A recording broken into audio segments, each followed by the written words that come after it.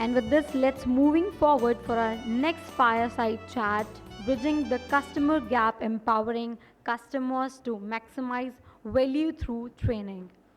And for this, I would like to call upon the stage with the help of everyone, Mr. Neeraj Mishra, Digital Learning Consultant, Enterprises India, Adobe. And with this, Mr. Yash Mody, Chief Technology Officer, Technopoint. Well, Mr. Neeraj Mishra is a sales professional with 10 years of experience in IT software and solutions, sale broadcasting tools for TV channels. I'm requesting all of you to please big round of applause for Mr. Neeraj Mishra and Mr. Yash Mody. Good afternoon, everybody. I know it's lunchtime. Yeah, we are going to keep it short. We are going to make this very interactive. Welcome, everybody. I'm Neeraj Mishra. I'm a part of Adobe's digital learning consulting team. You might be thinking that what are we doing talking about learning in an event full of customer experiences and solutions. While I also have with me today Yash Mody. He's from DEPT Technologies. He has over 20 years of experience in deploying different CX strategies and solutions to the customer. And I am Ahmedabad pass out and a great friend of mine. Welcome, Yash. Thank you. Thank you. So today, we would be talking about that how learning and customer strategies interact with each other and actually, get embedded in the line of business. As per the recent study of McKinsey, we saw that every dollar that you spent in your learning ecosystem, the customer experiences go up by 75%. And today, I will be asking Yash a series of questions. Feel free to ask us questions as well. And he will throw light on how the customer experiences and customers' journeys is evolving in today's era. So Yash, thank you so much for joining me again. Thank you for having me, Raj. So Yash, the purpose of CX strategy today is to fulfill a company's vision of customer centricity. How do you see the CX strategies evolving over the period of years? So CX has always been evolving, right? CX has gone from design to user experience in its early stages. CX has gone from empathy for the customer, have bigger font size for an audience that requires specs to read, to engagement with the customer. CX has already been evolving across the board, right? It has gone from learning about the customer now to making the customer your evangelist. So today, if you look at modern day companies, has always been changing. But if you look at this changing trend with CX, I think it has three things that are going to happen. Firstly, there is going to be personalization 2.0. A lot of companies have already ventured into it, and I think we should speak a little bit more about personalization 2.0 as we go further. Then the second very big thing that is happening is you will see that loyalty has become the cornerstone of customer engagement with most companies. A lot of companies see the value of having your customer as your evangelist. So that's the other bit that is happening. And the third bit that is happening today is proactive outreach to the customer. Instead of waiting for the customer to come and tell you what you want, it makes more sense to now reach out to customer and tell them what they potentially could get from you, right? So that's where I think, and I'll try to elaborate on it as we speak further. That's a very valid point, Yash. And in today's era, we see that organizations are firefighting their challenges as they come up, right? How do you see being proactive would help organizations, deliver better customer experiences? Proactivity is very interesting. Proactivity is across the board, before acquiring a customer, after acquiring a customer, during the phase of acquiring a customer, after losing a customer. So the proactive bit of customer relationship never dies, right? There's a very interesting study, and ironically, I have to say this. There's a study from McKinsey which interviews about 260 UX specialists in the US to speak about how is the face of CX changing across the board. And predominantly, if you come from a CX background, you would know that user surveying was the primary mechanism of getting insights and then implementing those insights. So you would sort of find different demographic of users, survey them, get your insights, and from those insights you go on to build your customer experiences, and that has changed drastically. All of us know that the whole thing has now pivoted towards data, towards more preemptive sort of analysis from where it was. and I said ironic because this study was done using a survey of 260 people. So, you know, so what I'm essentially coming to is that everything is getting data driven, right? Absolutely. And the kind of I mean, I've already heard about people talk about CDP, 360-degree customer view, blah blah blah. The amount of data that we collect today and the translation of this data into insight is where the real victory of CX is. You know, I mean, so that's the direction that I think, you know. So proactively, let me just throw in a couple of examples. Let's see. I mean, I know we have time, a little bit of time, right? So let me throw in a couple of examples. For example, when you go to Amazon, you get recommendation. 35% of Amazon sales comes from recommendation engine, right? And everybody, this is a known fact in the world. But do we also realize that if you look at modern day organizations, like if you go to any of those modern day insurance platforms or modern day banking platforms, you will see that all of them have something called as guided journey. In this, they take you through a process of step by step getting you onboarded. Whereas the older case CX was that reduce the number of clicks. You know, there this newer age CX methodology is saying that when you're using a mobile phone, how do you avoid opening up the keypad? Because typing on a mobile phone is difficult, right? So how do you, so this is one of the guiding principles that we use internally, saying that in a mobile-led journey, the keyboard shouldn't come up, right? So on and so forth, it's changing across the board right now. Absolutely, I completely agree with you. And in today's world, you will see that there are organizations making proactive learning strategies. How do you see proactive learning strategies, you know, work with proactive customer experience strategies? I mean, go to think about it, right? I sort of go back to the point of loyalty, and that's a great point. We so should touch upon that maybe a little later. Probably we should, right? But if you look at in today's day and age, you know, let me give you an example, right? I'm going to explain you something, and you will know what brand you're thinking about or what brands you're thinking about, right? When I tell you that there is a brand that promises an 8 GB RAM in their phone, a particular kind of display, 100 GB of data, 5G capabilities, how many brands come to your mind? Lots and lots of them, right?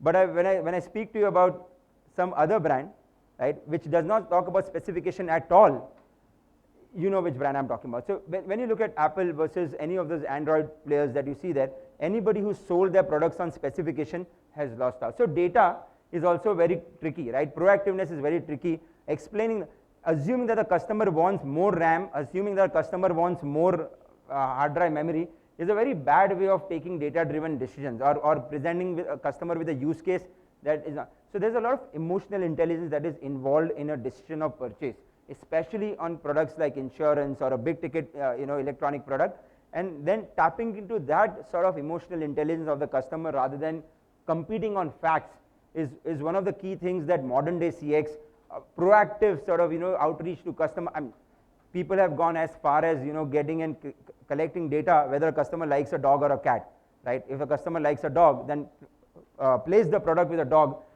In fact, we've had requests where people said that depending on what the customer likes, throw dynamic videos at the customer with a whole ad which has a dog playing with a customer, right? With a product in the background, or two dogs playing with a product in the background, right?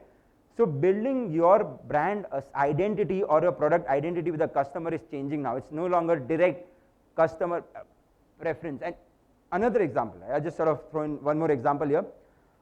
We now, when we sell insurance, right, and we work with about 9 or 10 insurance companies in India only. When we sell insurance, we don't go and talk about insurance policies at all, but we try and build a use case around that people who buy insurance in your cohort group, in your age group, in your demographic, with your kind of ecosystem, also prefer these kind of products, right? So there's locality of reference that comes into selling. So selling itself has gone way beyond just projecting the product in the best possible light, right? And hence, proactively. Yeah. Absolutely, and we have seen stories of Nokia and other players who went to data and they fall flat on the ground. You have worked with over so many organizations in BFSI, automobile sector. How do you see learning as a strategy building within those organizations? And what are the key aspects that you would like to tell all the members here, that what should they keep in mind when they are looking at learning strategies? Yeah. learning is more of an enterprise. Learning, I always compare learning to accessibility, right? Like organizations have accepted accessibility as a way forward, learning I think is going to be the way forward, right? And go to think about it, there are brands like HDFC Life, they came out with a platform called Clarify Life. The primary goal of the platform is to educate a customer about life insurance. And then eventually once the customer knows substantially about life insurance, they say, okay, now I think you should buy this particular policy if at all you want to, right? So learning first, and this learning culture is spreading across. So learning just does not involve your customer or your employees or your partners in silos. Learning is now becoming integrated across the ecosystem where your customer, your partner, your internal employees, your stakeholders, all of them are learning from the same source at different levels and trying to form a common ideology about the brand and the product and the service that you're putting on the table. You know? That so makes complete sense, because there has been times where organizations have been doing things in silos while it's not concentrated under a single platform or a view, and that's where hyper personalization comes into the picture. You did talk about loyalty, and I want to touch base upon how is loyalty, customer experience, and learning spoken together, and what should we take out from this? See, loyalty and customer relationship go hand in hand. I mean, let's do this, right? Let's assume, I hope I haven't caught you off guard, but let's do this, right? Suppose if I've moved to Delhi recently, and you and me are friends, we go long back, right? And I ask you, Neeraj, I'm moved to Delhi, I want to open a bank account. Where do you think I should open my bank account? I would tell you to open up an HDFC. Hey, HDFC is like a government bank, yeah. There's so much of legacy problems. Who will go to branch again and again? I don't want to. No. I feel that they have ample amount of information on the website. There's so many branches, and there's so much material to read about. I feel that I have never faced a problem with HDFC at all. But I'm afraid of the credit card fraud and excessive charges on my bank account. There is ombudsman, there are so many ways the money comes back to you. So I don't believe that HDFC will probably cheat their customers. I think they are one of the biggest banks in India. Are you sure you work for Adobe? Oh, yes, I do. So the point is that today, you understand a lot of things about your banking ecosystem. The reason you are able to so vehemently or with so much of surety defend your choice of banking and also present it to me is because you know enough about the bank, right? And hence the best way to build loyalty is knowledge. Yes. Right? Because in fact there's a very popular sort of saying, at least in my part of the world where you come to research, right? That opposite of courage is conformity, and opposite of fear is not courage, opposite of fear is knowledge. And there's an excellent example around this as well, right? So suppose you and me are traveling together on an aircraft, and I'm somebody who's very afraid, who's scared of everything around me, right? You do boo and I go, oh my God, right? And you are somebody who's the bravest man on earth. You can actually take your hand and put it into a lion's mouth and nothing will happen to you, right? Both of us are traveling together in an aircraft. One small detail, I'm a pilot and you're not, right? Now while we are traveling, suddenly the air hostess comes running to our seats and says, please help, the pilot has died due to a heart attack, can somebody help us? Who do you think will be able to help in that situation? The bravest man in the world or somebody who knows how to fly an aircraft? Of course, who knows how to fly an aircraft? Exactly. So opposite of fear is knowledge and not courage. Similarly, knowledge and loyalty goes so much hand in hand. Once a customer knows about you, they have the courage to defend you. They have the courage to make bolder choices with you. They have the courage to position your product in front of an audience. And it is very important that, so that is why we harp so much on customer loyalty, right? The reason we speak so much about customer loyalty is because in today's day and age, and there are so many ways of building customer loyalty. Look at what Cred did. Phenomenal, right? So today there are ways of certainly building a loyalty. Airlines have done it over and over again, right? And no matter what brand you are, the first step to having deeper customer relationship is to make a customer evangelize for you, is to make them your loyal. And how do you create loyalty? The simplest way is learning. Absolutely, that makes a lot of sense. That brings me to my last question, Yash. You have worked with Adobe a lot over the past many years. what would you advise from the Adobe stack of solutions that kind of embed learning and customer experience together?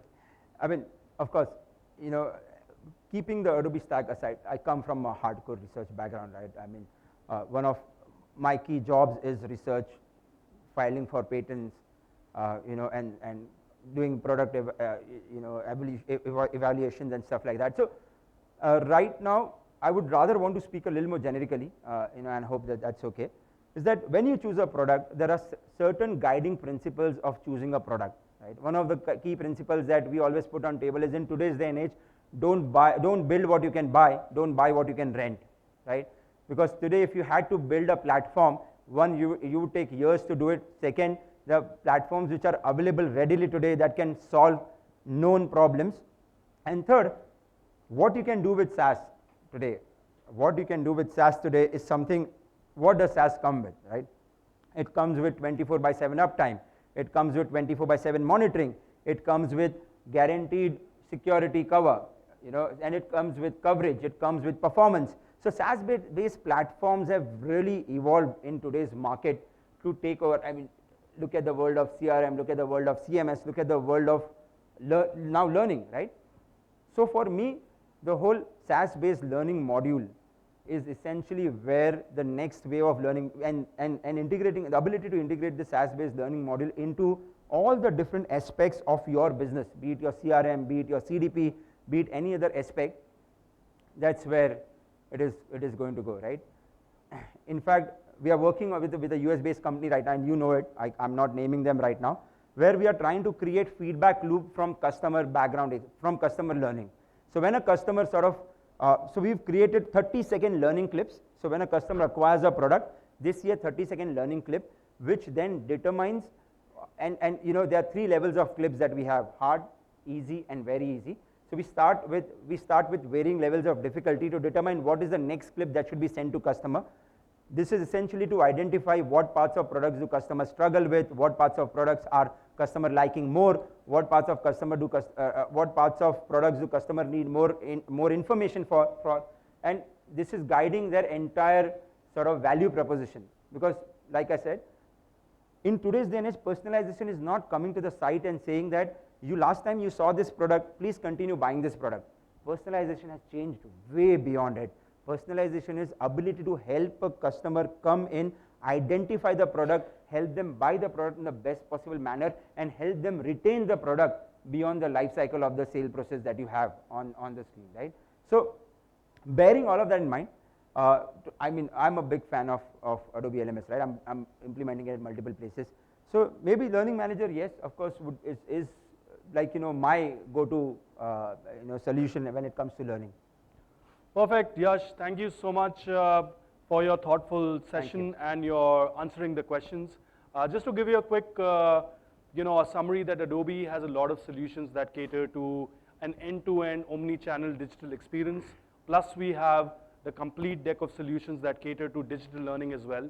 And what we are doing these days are embedding learning with customer strategies, and that is coming up as a unique, portfolio to our customers. With that, I'm happy, and Yash would be happy to answer any questions that anyone has here. I think we have somebody with a question.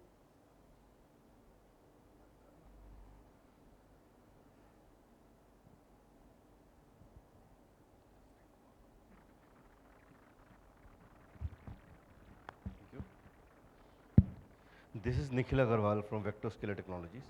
I understand and agree to most of the aspects you have mentioned about customer satisfaction from B2B perspective. But if you talk about B2C areas, then I strongly believe that even many banks, given the same features, again the end pricing matters a lot when the customer actually change the loyalty from one bank to another bank. वो कह रहे इसमें FD 7% की, इसमें 7.5 की है. He immediately switches to 7.5. So how a business can cater those situations? Interesting point, and this is a question that comes across to us all the time, saying that as a business, how do I fight the price proposition with a value proposition which is lucrative in a market like India, right, which is extremely price sensitive. There are 3 primary things. One is your product has to speak for itself, right? True. Second is the brand I mean, a lot of times what happens is, at least from what we've seen is, and somebody spoke about it today, that you get an Amitabh Bachchan or you get a Shah Rukh Khan or you get somebody else, and you are assuming that your brand value will automatically be multiplied by whatever value they are bringing, social value they are bringing, instead of sort of creating stories for your brand which show that how close your brand is to ground reality of the business that they do, right? In terms of lending, in terms of, and umpteen number of times we fought with CMOs in the room saying that stop pushing a celebrity on front. In fact, go and show that you are supporting 200 schools and make that the talking point of your business, right? So a lot of times brands miss out on the point saying that 7% on 6.5% ka jo difference hai, that can be covered more easily by showing a value proposition. And come on, if somebody is practically going to give you more money, it would be silly for me to stop them from going there, right? But there are mechanisms, there are instruments to show value proposition to a customer when it comes to charges, when it comes to sort of, so that it has to be a package along with your brand guarantee, right? I mean, I'm sure if you had to, for example, if you're buying something, if you're doing something for your kid or if you're doing something for somebody else, you would rather want to make sure that whatever insurance, for example, when you're buying insurance, you want to ensure that it's not the lower premium, but guarantee of claim is what matters more, right? So this is a value versus cost proposition that everybody is struggling with, right? And it's basically scenario to scenario, to be honest. But that's the long and short of it, to be honest. Yeah, I understand. It's actually a problem all the while, but I understand ki if we add some value proposition, it definitely makes some differences into it. Absolutely. Absolutely. Yeah, thank you. Hi, it was a wonderful role play. So I'm Piyush from Metablocks. As we are listening about the new generation which is coming up, so right now the loyalty is no more, it is a matter of pride for any brand going forward, because everything can be copied very soon, very fast. Technology is changing a lot. Maybe the larger organization faces a lot of challenge so as to adopt it. But prior to that, like Zerodhar is one of the best example who has transformed the whole investment portfolio. Even the landscape of the Indian economy is changing, where the middle class is going to be a very large one. Even the higher income group is going to be almost like 10% of the household will be that. And the technology on site, that Web 3.0, the Meta is coming. I think I haven't heard anything since morning about this. But what's your viewpoint, like how it is going to actually transform the whole experience for the... Oh, it's changing big time. So I was just telling him, I just answered this one, sorry. For example, I work with another company called Avatar, and we just launched an app in India which allows you to log on to a platform, Indian government platform, without password. So the Swachhata Sarvekshan app uses it. So it does two-prong approach. When you want to prove your identity, one, you don't need an OTP. So the Indian government saves a lot of money. Second, you don't give your mobile number, you don't give anything. It basically opens up an app, scans your face, you do an onboarding on it, and then that's about it. Now your identity is ready to be delivered everywhere. So Web 3.0, or the modern day sort of crypto, Indian government is out with cryptocurrency. I wrote a white paper on it. Yeah, I wrote a white paper on it long back, saying that India should have a cryptocurrency called Indra. I called it Indra back then. But then, so what essentially I'm saying is that this whole, the building block of modern day loyalty, modern day customer experience cannot be fulfilled without these technologies that we are talking about today. So this is absolutely going to play a groundbreaking role in what is happening. But time's up, I can talk to you more about it. I'm deeply involved in Web3 and crypto initiatives. So I'm happy to speak to you about it. Thank you, everyone. Okay, thank you, everyone. Thank you, everyone. Thank you. Thank you so much, both of you. And I'm requesting you to please stay on the stage for the felicitation. And for this, I'm requesting Mr. Rohit Makhija to come on the stage and felicitate Mr. Neeraj Mishra and Mr. Yash Mody. And can we all big round of applause for both of them?